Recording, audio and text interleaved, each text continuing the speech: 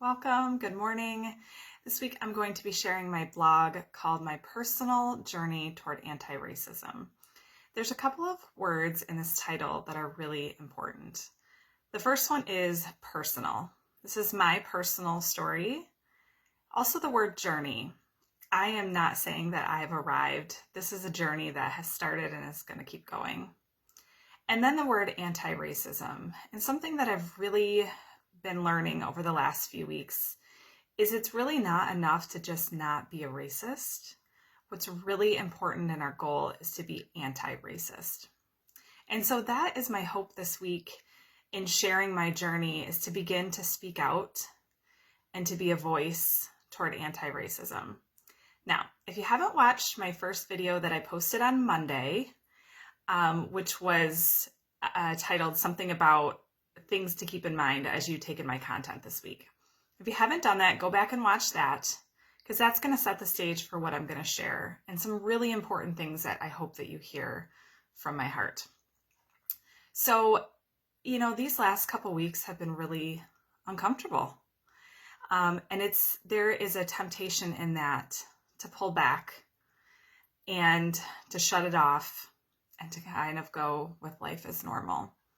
And as our pastor encouraged us this last week, lean in. This is an opportunity to lean in to the discomfort. Like I said, I'm not an expert, but this really starts with internal work. And that is something that I am continuing to do over these last few weeks. And my journey really started a few years ago when I was in graduate school, because prior to that, my life did not include a lot of diversity. I went to a secular, large university, and while there was a lot of diversity there, I did not immerse myself in any of that diversity and culture. But my time in grad school at the seminary really helped me to begin to take a look at a few things in regards to multiculturalism.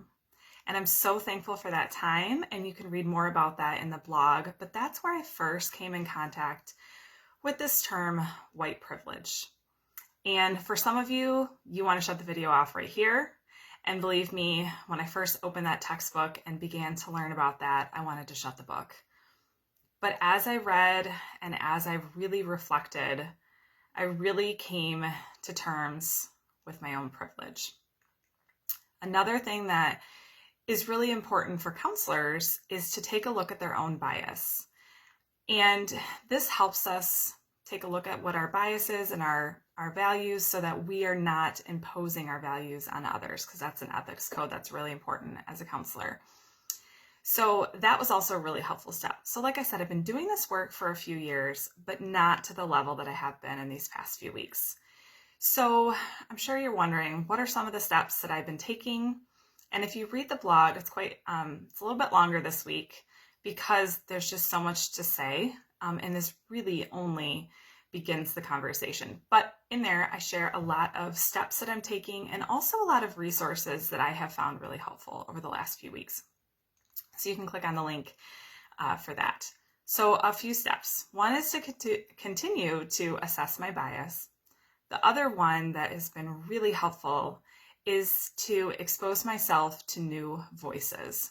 A lot of this is through social media, but I am looking to leaders that I trust, seeing who they suggest, exploring, looking back at their feeds as far as Facebook or Instagram, websites, and beginning to follow those voices. And I share a few of those in my blog as well. And really starting to take in the perspectives of these individuals. And like I shared in a video earlier this week, typically we take in voices that confirm beliefs that we already have. And I'm really challenging myself to step outside of that. Another step that I'm taking is seeing color. And if you're near my age, you're probably raised in the generation of being colorblind. And while I think the intentions of this were good, I think it's important that we see color and we celebrate diversity. I've ordered a couple of books that have come highly recommended. Again, those are listed in the blog. They've not come yet. I know that there is some difficulty getting books right now, so I'm really looking forward to those. I also have some trusted friends and family that I have been having a lot of conversations with just to tease out some of what we're processing through, sharing videos or resources that we find, and then having conversations around that. Also, prayer.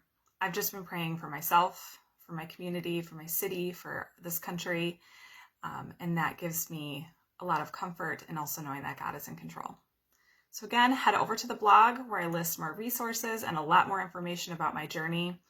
And I just want you to know that this is only the beginning for me, and I hope that you begin your own journey as well.